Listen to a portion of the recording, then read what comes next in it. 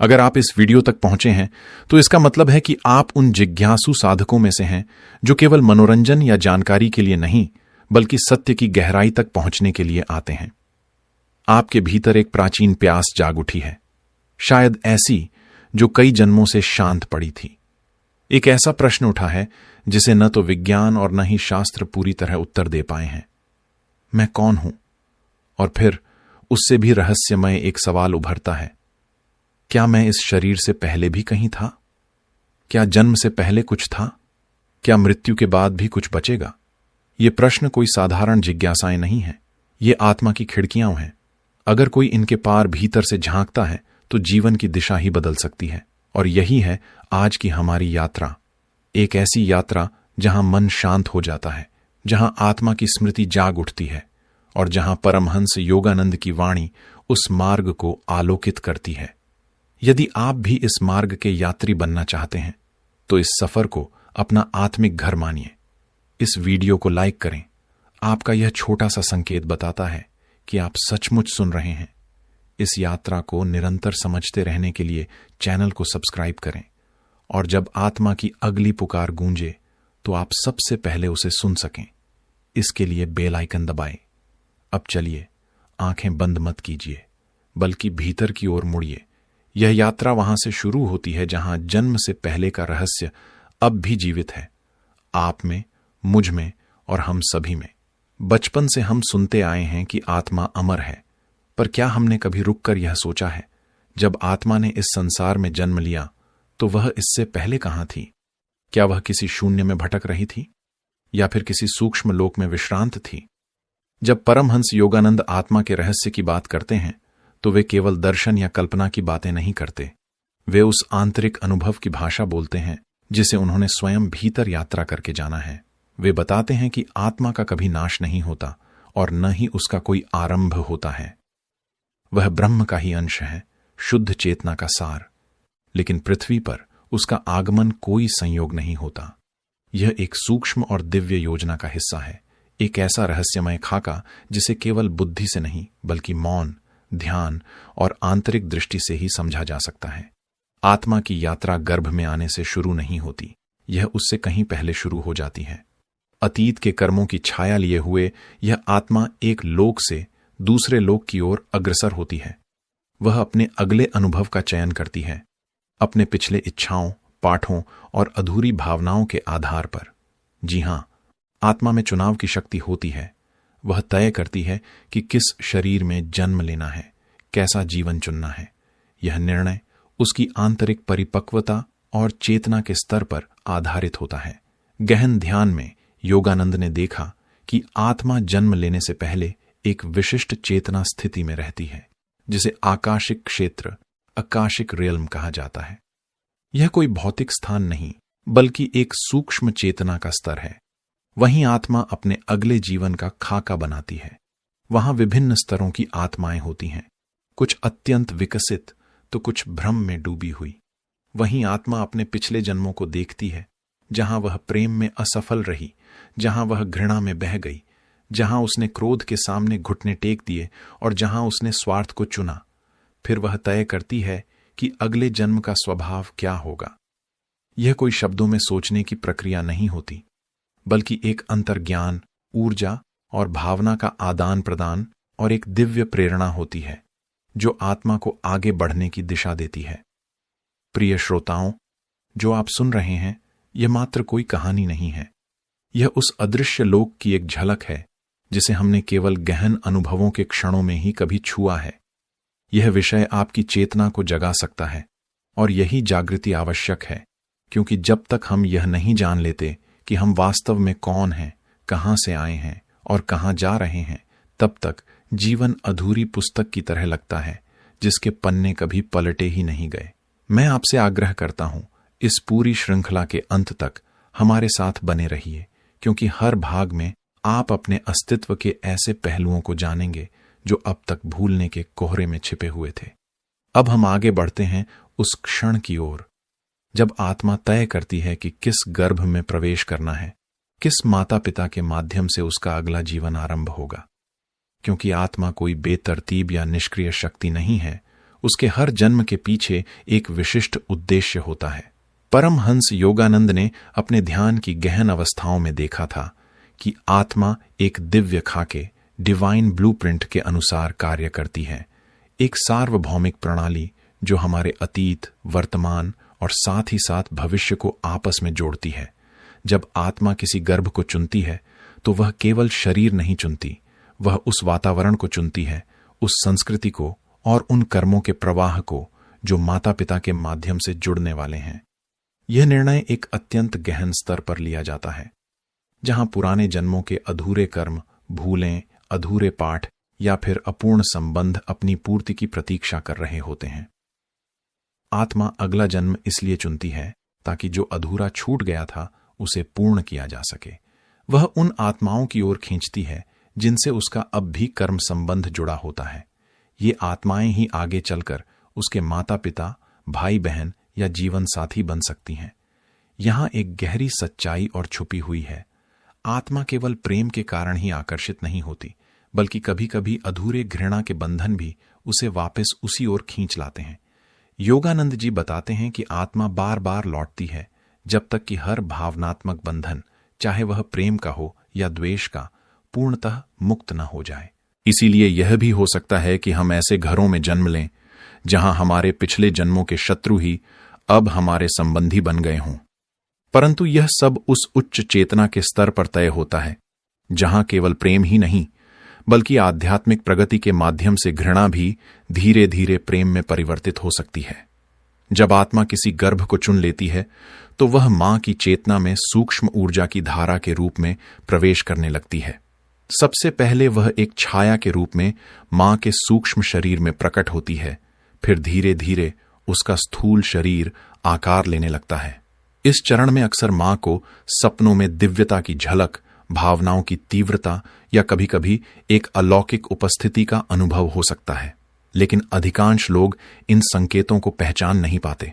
गर्भ में प्रवेश करने से पहले आत्मा को यह भी दिखाया जाता है कि आने वाले जीवन में उसे कौन कौन सी परीक्षाएं, संघर्ष और पाठ सीखने हैं।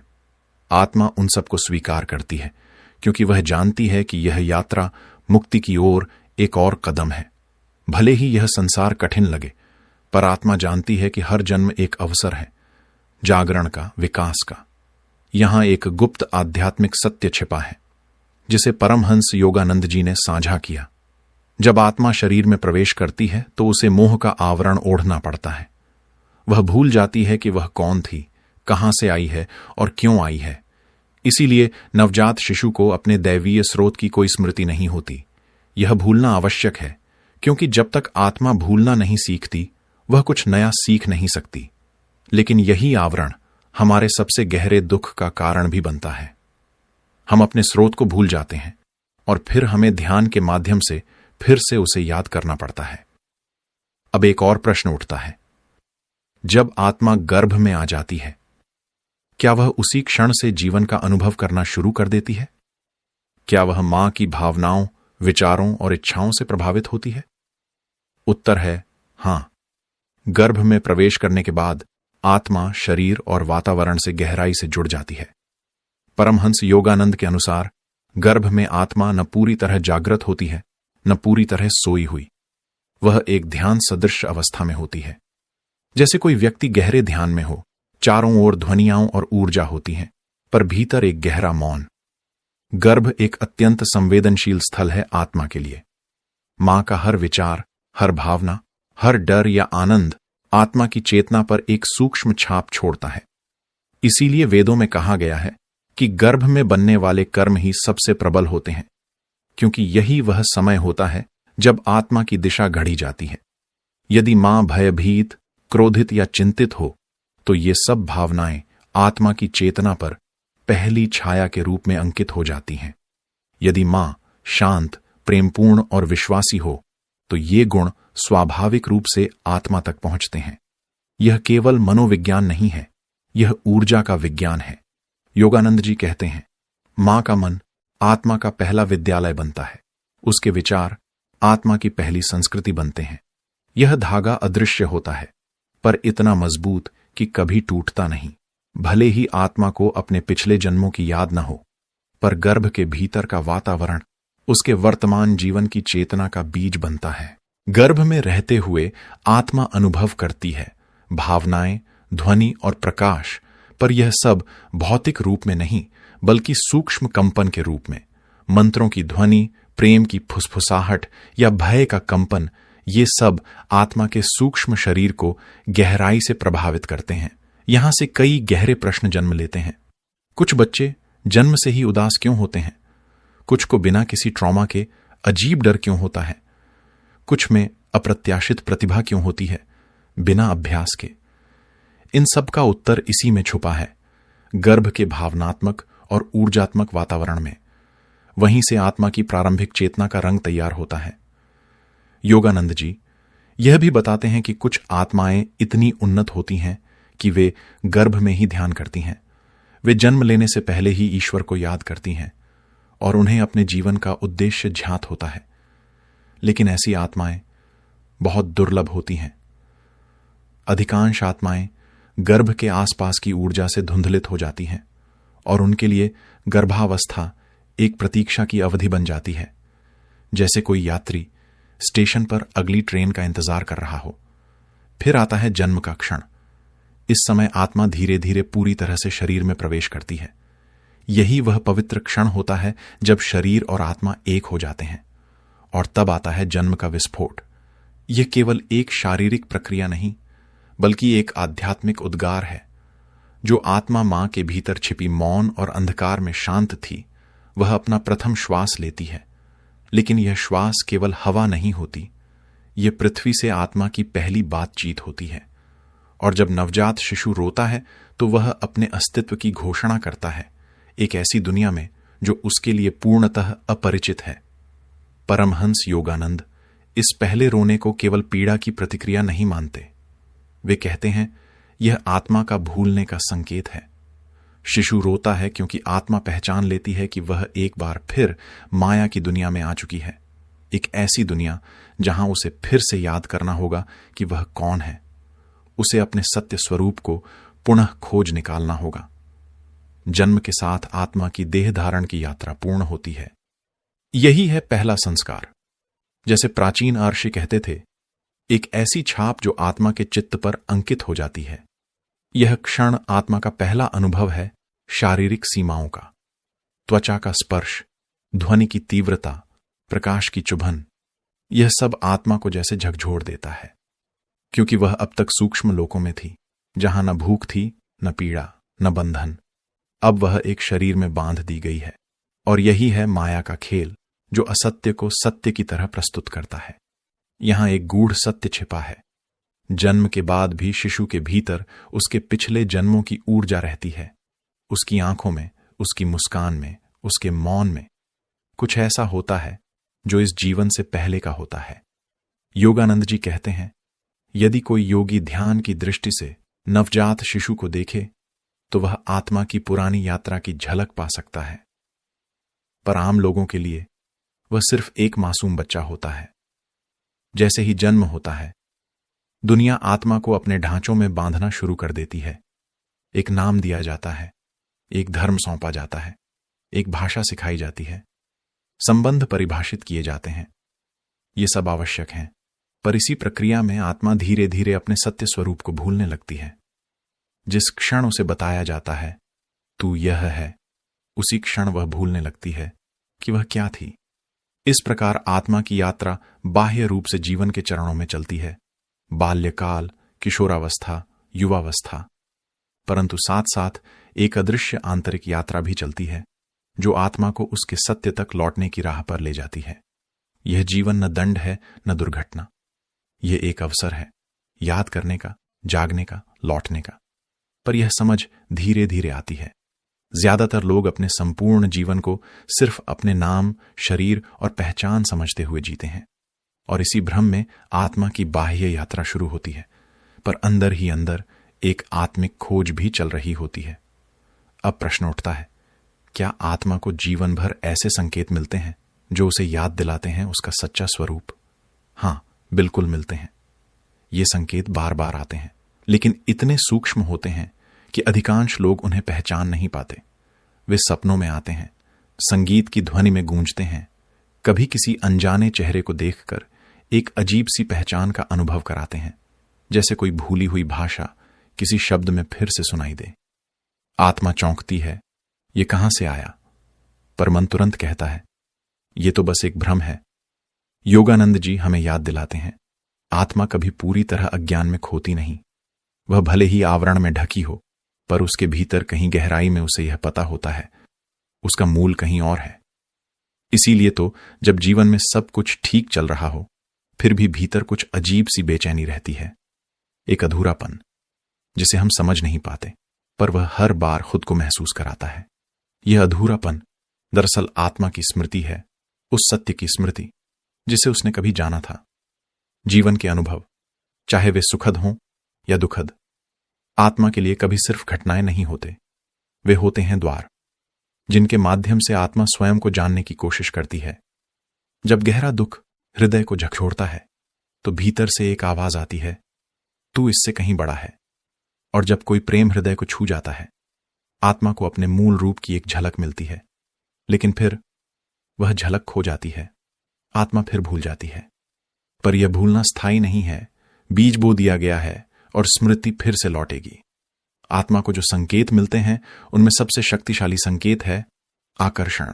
आत्मा खींचती है, कभी किसी विशेष स्थान की ओर, कभी किसी व्यक्ति की ओर, कभी ध्यान, संगीत या प्रकृति की सुंदरता की ओर, और उसे पता नहीं होता क्यों। पर भीतर कहीं एक प्राचीन स्मृति जागने लगती है, वही स्मृति जो जन्म से पहले थी और जन्म के बाद भी शांत रहकर जीवित रही।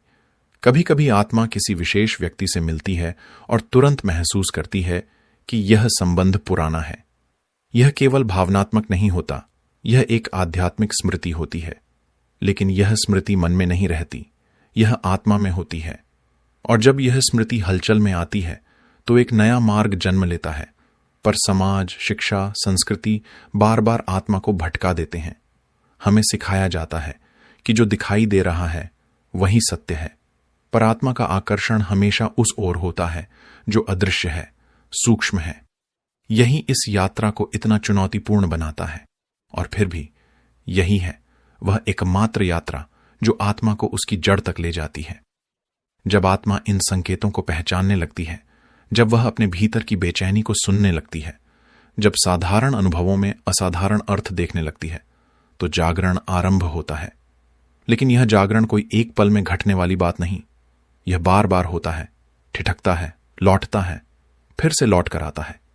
यह एक आंतरिक संघर्ष है आत्मा और अहंकार के बीच, स्मरण और विस्मरण के बीच। और अंततः एक समय आता है जब आत्मा अपना मार्ग स्पष्ट रूप से देखने लगती है। उसे एहसास होता है कि यह जीवन सिर्फ एक अध्याय है, एक ऐसे अंतहीन ग्रंथ का जो बहुत पहले से चल रहा है। अब प्रश्न उठता है, क्या आत्मा उस ग्रंथ को पूरा पढ़ सकती है? क्या वह समझ सकती है मैं क्यों जन्मी, किस उद्देश्य से, और यह यात्रा कहां समाप्त होती है? बहुत कम लोग इस उत्तर तक पहुंच पाते हैं। अधिकतर लोग फंसे रहते हैं जन्म, मृत्यु और पुनर्जन्म के चक्र में। यह चक्र इतना विशाल, इतना गहरा है कि यदि जागरूकता न हो तो यह एक भूल भुलैया बन जाता है। योगानंद जी कहते हैं, यह यात्रा किसी बाहरी लक्ष्य की ओर नहीं है, यह यात्रा है अंतर की ओर, अपने ही अस्तित्व के मध्य बिंदु की ओर लौटने की। यह यात्रा इसलिए है क्योंकि आत्मा ने अपनी मूल पहचान को भुला दिया है। यही भूलना ही पुनर्जन्म का कारण है। हर जीवन आत्मा को एक और अवसर देता है, यह याद दिलाने का कि वह न शरीर है, न नाम है, न कोई संबंध। वह है शुद्ध चेतना, असीम प्रकाश, जो उस परम स्रोत से जन्मा है। लेकिन आत्मा इस यात्रा को तभी समझ सकती है जब उसका रुख बाहरी संसार से हटकर भीतर की ओर हो। यह खोज ध्यान है, यह खोज आध्यात्मिक अनुशासन है। तब जीवन केवल घटनाओं की श्रृंखला नहीं रहता, बल्कि एक प्रतीकात्मक अनुभव बन जाता है। हर दुख एक द्वार बनता है, हर प्रेम एक संदेश, हर संबंध एक सेतु जो आत्मा को उसकी स्मृति से जोड़ते हैं। जिन्होंने ध्यान में गहराई से उतरकर जन्म से पहले की यात्रा को याद किया है, वे कहते हैं, यह मार्ग कुछ प्राप्त करने का नहीं है, बल्कि उस भूलने के आवरण को हटाने का है जो माया के कारण पड़ा। और जब आत्मा पूर्ण रूप से स्मरण में लौट आती है, जब वह जान लेती है, मैं शरीर नहीं हूं, मैं मन नहीं हूं, मैं शुद्ध चेतना हूं, तब यह यात्रा पूर्ण होती है। यही मुक्ति है। मुक्ति का अर्थ यह नहीं कि आत्मा किसी दूरस्थ लोक में चली जाती है। मुक्ति का अर्थ है अब आत्मा पुनः जन्म नहीं लेती, क्योंकि वह अब अपूर्ण नहीं महसूस करती। अब उसमें कोई चाह नहीं बचती, कोई आकांक्षा नहीं, क्योंकि वह जान चुकी होती है वह पहले से पूर्ण है, हमेशा पूर्ण रही है और हमेशा पूर्ण ही रहेगी। लेकिन यह बोध अचानक नहीं आता। यह आता है एक लंबी और गहन अंतरयात्रा के बाद, एक निरंतर जागरूकता और गहन ध्यान की प्रक्रिया से। इस मार्ग में आत्मा को अपने ही अनुभवों, अपनी संस्कारों की छाया, अपने प्रभावों को बार बार देखना और समझना पड़ता है, तब तक जब तक वह उनसे पार नहीं निकल जाती। और एक दिन आत्मा जान जाती है, यह मार्ग सिर्फ मेरे लिए है, न किसी को दिखाने के लिए, न किसी को प्रभावित करने के लिए, बल्कि केवल स्वयं से मिलने के लिए, आत्मा की आत्मा से मिलने के लिए। और तब आत्मा देखती है, पुनर्जन्म का यह चक्र कोई दंड नहीं था, बल्कि एक अवसर था उस शाश्वत पूर्णता को फिर से पहचानने का। यह पूर्णता हमेशा से ईश्वर से सिर्फ एक कदम दूर थी, और जैसे ही यह स्मरण पूर्ण होता है, आत्मा का मोह अपने स्थूल शरीर से मिटने लगता है और वह उस प्रकाश में लौटने के लिए तैयार हो जाती है जहां से वह कभी आई थी। लेकिन प्रश्न उठता है, क्या यह मुक्ति ही अंत है, या यह एक और गूढ़ रहस्य का द्वार? लेकिन यह मुक्ति अंत नहीं है, यह तो एक और गहराई में उतरने की शुरुआत है। जहां जन्म और मृत्यु का चक्र समाप्त हो जाता है, वहीं से शुरू होती है एक सूक्ष्म रहस्यमयी यात्रा, जो आत्मा को व्यक्तिगत पहचान से भी परे ले जाती है। अब आत्मा केवल मैं नहीं रहती। जैसे परमहंस योगानंद जी ने समझाया, जब आत्मा परमेश्वर में विलीन होती है तो वह नष्ट नहीं होती, बल्कि पहली बार पूर्ण रूप से स्वयं बनती है। यह विलयन ऐसे नहीं जैसे पानी में पानी घुल जाए। यह एक पूर्ण बोध है कि मैं तो सदा से वही महासागर था। अब आत्मा मुक्त है, नाम, शरीर, कर्म किसी से बंधी नहीं। वह बन जाती है, वह सब जो था, वह सब जो है और वह सब जो होगा। इस ऊंचे अनुभव में चेतना फैल जाती है, ब्रह्म की चेतना में। अब कोई कामना नहीं बचती, कोई प्रश्न नहीं उठता, सिर्फ एक गहरी मौनता शेष रह जाती है। और यह मौन शून्य नहीं है, इस मौन में हजारों उत्तर समाये हैं। अब आत्मा के पास कोई रूप नहीं बचता, वह केवल है। वह बन जाती है शुद्ध प्रकाश, निरपेक्ष प्रेम और एक पवित्र उपस्थिति। यहां से आत्मा न तो स्वर्ग की कामना करती है, न पुनर्जन्म की। वह अब सिर्फ साक्षी बन जाती है, दुनिया को चलता हुआ देखती है, पर उसमें उलझती नहीं। अब उसे स्पष्ट दिखाई देता है, जिसे वह कभी मृत्यु कहती थी, वह केवल एक भ्रांति थी, और जिसे वह जन्म मानती थी, वह सिर्फ एक रूपांतरण था। अब उसे अनुभूति होती है, समय, स्थान और जीवन, ये सब उसकी अपनी चेतना के ही विस्तार थे। लेकिन यह स्थिति सहज नहीं मिलती। यदि आत्मा माया में न उलझी होती तो वह पहले से मुक्त होती।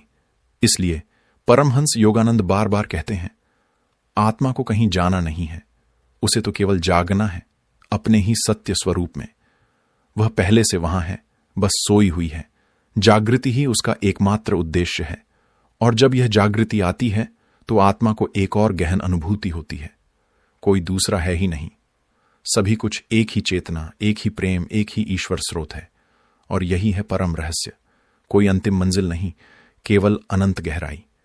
अब आत्मा खोज नहीं करती, अब वह केवल है, पूर्ण रूप से जागृत। अब आत्मा की हर गति, हर तरंग संपूर्ण सृष्टि को छूती है। वह बिना नाम के होती है, पर सभी नाम उसी से उत्पन्न होते हैं। अब मैं कौन हूं, यह प्रश्न नहीं उठता, अब केवल उत्तर ही शेष रह जाता है। और तब आत्मा एक मौन में डूब जाती है, एक ऐसा मौन जो सब कुछ कहता है पर शब्दों में कुछ नहीं कहता। अब आत्मा लौटती नहीं, वह पुनर्जन्म नहीं लेती। अब वह स्वयं एक मार्ग बन जाती है जिससे और आत्माएं जागें। पर क्या यह अनुभव केवल कुछ गिने चुने महान आत्माओं के लिए ही है, या यह दिव्यता सबके भीतर निहित है?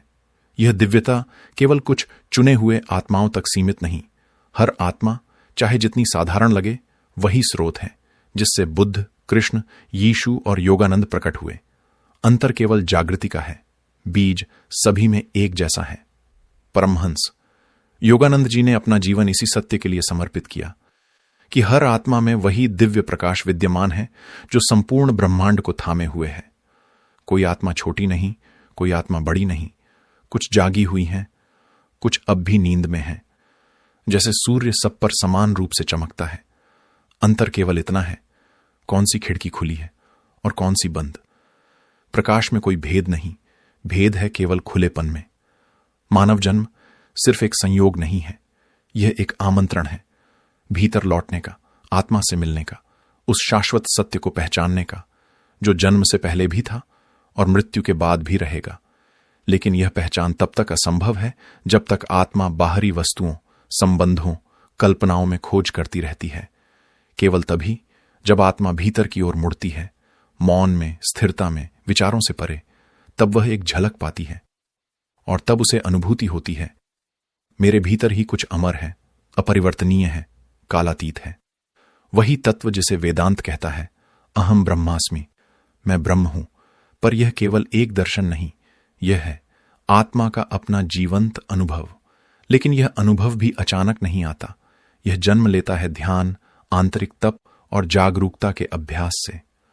आत्मा को पहले अपने ही अज्ञान के अंधकार में जलना पड़ता है, अपने मोह की राख से गुजरना पड़ता है, आसक्तियों की दीवारों को तोड़ना पड़ता है और मायाजाल की परतों को उतारना पड़ता है। तब जाकर वह भीतर का प्रकाश फूट पड़ता है, वही प्रकाश जो बुद्ध से झलकता था, वही प्रेम जो यीशु से बहता था, वही दिव्य शक्ति जो योगानंद की आंखों से प्रकट होती थी। हर आत्मा एक मंदिर है और हर हृदय एक वेदी।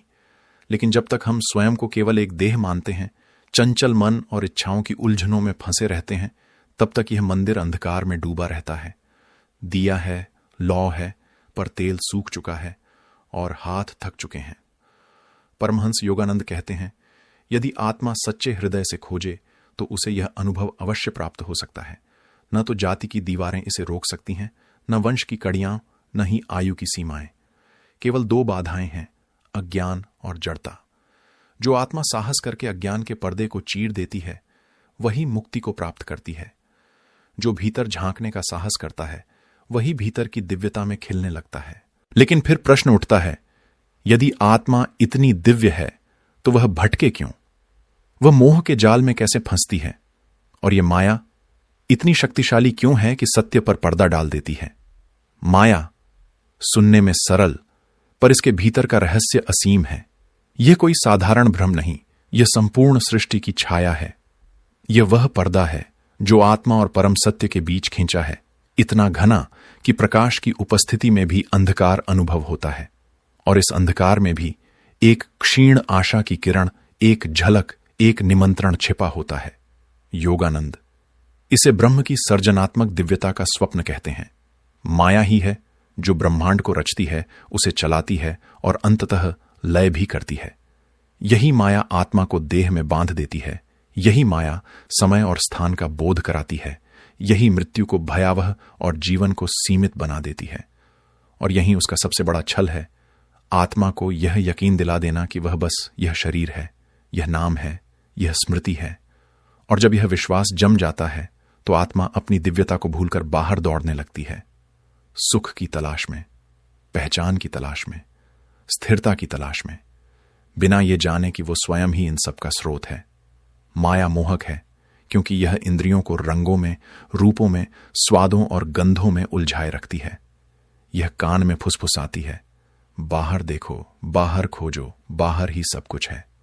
और इसी दौड़ में शांत, मौन, निर्मल आत्मा भीतर के एकाकी सौंदर्य को भूल जाती है। परंतु माया शत्रु नहीं है, यह एक परीक्षा है। यह आत्मा को इसलिए टकराव देती है कि वह विकसित हो, संघर्ष करे, जागे और फिर अपने सत्य को पुनः पहचान ले।